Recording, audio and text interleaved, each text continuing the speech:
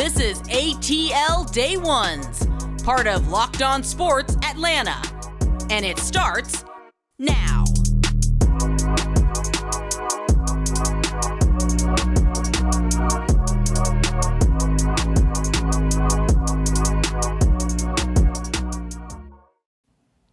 Welcome into ATL Day Ones with Jarvis and Tenitra. We want to just say, oh my goodness, it's a thirsty Thursday. We know you need some water out there, wherever you may be watching or listening. If you're driving on your way home, man, thank you for making ATL Day Ones your first listen of the day. Yes. And remember, we are free and available wherever you download your podcast, and wherever you download your podcast, just go to that little comment box, go to the review channel or the review box or wherever it is or whatever they may call it, wherever you listen or wherever you watch. Give us a 5-star review. We'll really appreciate that. Yes. Ooh, man, the Atlanta Braves lose to the Mets. What can we learn? What can we take away from that particular series? Also, we continue around the NFC South. Our main man, Aaron Freeman from Locked On Falcons, joins us, and he'll tell us whether or not the Falcons need to make some moves when training camp starts. Whew, whoa, wow, whoa. We wonder what that is. I wonder who that would be. And last but not least, and for the culture, Nick Saban is running his mouth again. We'll get into all that. But, T, the Braves lose yesterday afternoon to the Mets. Charlie Morton gets touched up, and it just wasn't a good day for the Braves all around. All the way around. And, you know, when I paid attention to Charlie and the fact that he kept allowing himself to get deep in the count. And and we talked about this yesterday, even the day before. That's been the Mets strategy the entire time, that entire series. Wait out Charlie Morton, wear these pitchers out, get their pitch count so high, and then as soon as they get deep in the count, pounce on them. And they did it in fine fashion. The Mets did. I mean, patience. Out to the tune of a 4-0 lead. And then there were examples that were kind of weird where you would see Charlie Morton maybe throw a curveball again and again and again and again and again. That also was not a good strategy because there was no change in your delivery. And so the selection of pitch, it's like, why wouldn't the Mets be able to pounce on that? So that was one thing that concerned me and made me think, wow, Alex Anthopoulos might have some work to do because maybe that 5-man rotation isn't as set as we thought it was, especially when you think about the fact that we still don't know what Mike Soroka is or will be, if anything. No clue. Whereas Mets, they're looking very happily at Jake DeGrom and the possibility of him coming back soon, and real soon. So then you start looking at those disparities, and at some point you've got to catch up your pitching staff to their pitching staff at a minimum to close the gap and keep this thing competitive for the NL East division winner at the end of the season. Or if it comes to it, to make sure that you have a chance to even get into the wild card conversation. No doubt about it, because I think that, the Braves they have a chance to win this division. There's just a couple of things that they have to do in order to do that, and we'll talk about that. And what can we take away from this series loss to the New York Mets as the Braves sent 2.5 games back? But before we do all of that, T, tell the folks about our people that sponsor this particular segment at Blue Nile. Yes. So Blue Nile, of course, is the original online jeweler. So if you're looking to get engaged, or if you're even just looking for jewelry to gift, you want to visit the website and become a Blue Nile customer. Now at BlueNile.com, hey, you can celebrate all of life's special moments, from creating that very special engagement ring of your dreams or her dreams, and gifting a classic or timeless piece of jewelry at maybe a major milestone. So if there's a retirement in your family, maybe you give that person a nice piece of jewelry to honor that particular event. So there are two parts to the business: wedding jewelry, like we talked about, engagement, or fine jewelry like diamonds, cocktail rings, necklaces, etc. And so, like I've always said, I still just had a birthday a few weeks ago. So if you want to get a pearl gemstone necklace, that would still be a good look. I'm just saying. But ultimately, Blue Nile has simple online tools so you can choose that diamond shape, size, clarity, as well as setting the style. And they then will have handcrafted that perfect engagement ring. So if you're looking to find jewelry but having trouble choosing, go to Blue Nile. They have jewelry experts on hand 24/7. Make your moment sparkle with jewelry from BlueNile.com. And Locked On Sports listeners, you can get $50 off purchases of $500 or more. So this podcast exclusive includes engagement. Again, I'll give you the code Locked On. Plus, every order is insured, it ships free, and it's in a package that will be discreet enough so that it won't give away what's inside. You can shop fresh, stress-free, and find your forever piece at BlueNile.com. Check those people out. Make sure you make your significant other happy. But that's what it's all about.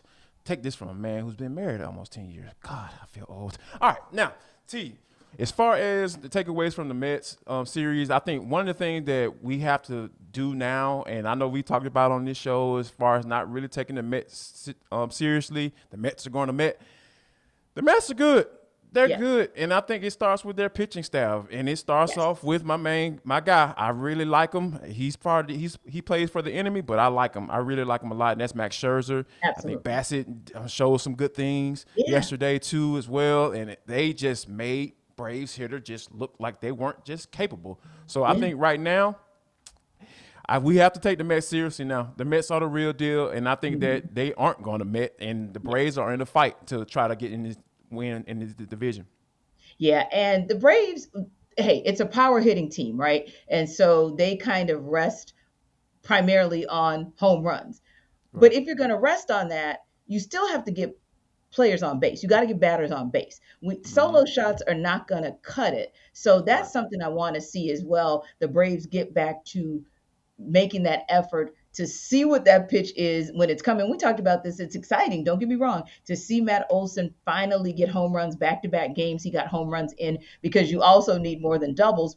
But guess what? Right. Those doubles are typically advancing the runners and getting you runs. So if the doubles come with RBI versus the home runs being solo shots, I'm all for that. So yeah, I just want to see them get back to that point where we're seeing runners on base and runners in position to actually score and make it a competition when it counts. And because it's not like, you're asking them to do something that they aren't capable of, because they have the guys that can get on base, and they have the guys that they don't have to worry about playing hit and run, because those guys can steal bases. They have the necessary tools to be able to play small ball. I mean, I know that's not a popular term to use when it comes to baseball. In today's game, is either home runs or strikeouts, but I think that it's okay to go with that style. And it's okay to play something that you're capable of doing. Now, if they weren't able to do it, that's a whole different conversation, but they are capable of it. And I think that, which brings me to another thing that I'm starting to get a little annoyed by, because, we all know that Ronald Acuna has been struggling as of late, right? He came out on fire coming off an injury, and, and I think that he started the first 32 games. He was at over 300, had a 950 OPS.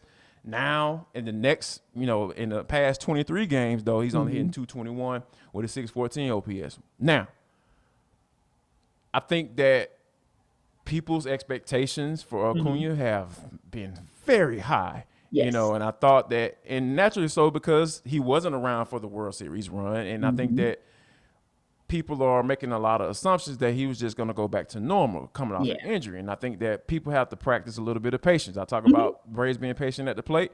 You have to be patient with Ronald Acuna and not come to the conclusion that he's being a baby or he's hot dogging it out there in the outfield and not giving his best effort. When have we known him to do that? Yeah. Like, when have we known Ronald Acuna to not give effort? Like, that is just so ridiculous when I come across these assumptions and these people's opinions about who he is as a player. And I just think that it annoys me, T, when things don't go how you think they should go, then you go back to the old narrative. Yeah, and that is, as you mentioned, a very old narrative, because we do know in his first seasons, there was definitely a situation or two where we all scratched our heads and said, so you're just not going to go after that ball? There were definitely situations where he was deer in the headlights and just didn't move, didn't go after ball, and that's subsequently Snicker pulled him. So yeah, that guy ago, yes. This guy, no.